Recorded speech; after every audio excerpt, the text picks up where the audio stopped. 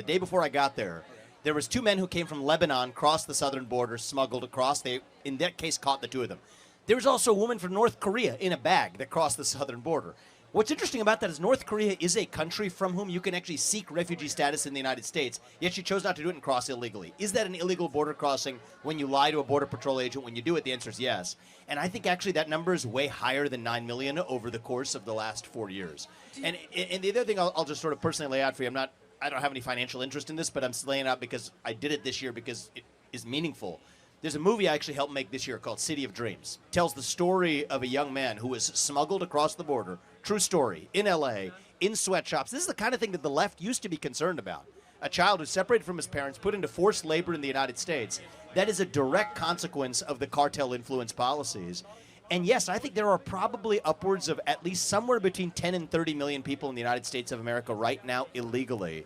And your first act of entering this country, if it breaks the law, that's unconstitutional, that's unlawful. And the number one thing that our immigration system rewards right now isn't how smart you are, isn't how hard you're going to work. It's whether you're willing to lie to the U.S. government.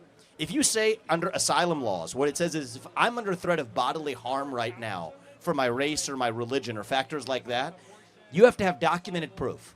So if you say, I don't have that proof and I'm not really under threat for bodily harm, I don't want to lie, you don't get in.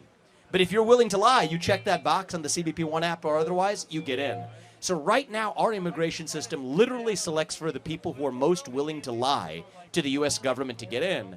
And that's why it's no surprise that the people whose first act of entering the country breaks the law often continue to break the law while they're already here. I don't think that's racist or xenophobic. I think it's a fact based on who we're actually selecting to come into the country. Do you think that allowing for thousands of more Border Patrol agents and more judges to properly assess and legitimize the validity of these asylum and otherwise claims would possibly reduce that number and help the issue? It would reduce that number if the ones who are already there were allowed to do their jobs. But right now, the ones who are there are actually not allowed to do their jobs because Remain in Mexico, though it's technically the law of the land, Homeland Security has been instructed not to enforce it. That's unlawful. And by the way, I would call that, back to our first discussion, I would call that a threat to our democracy.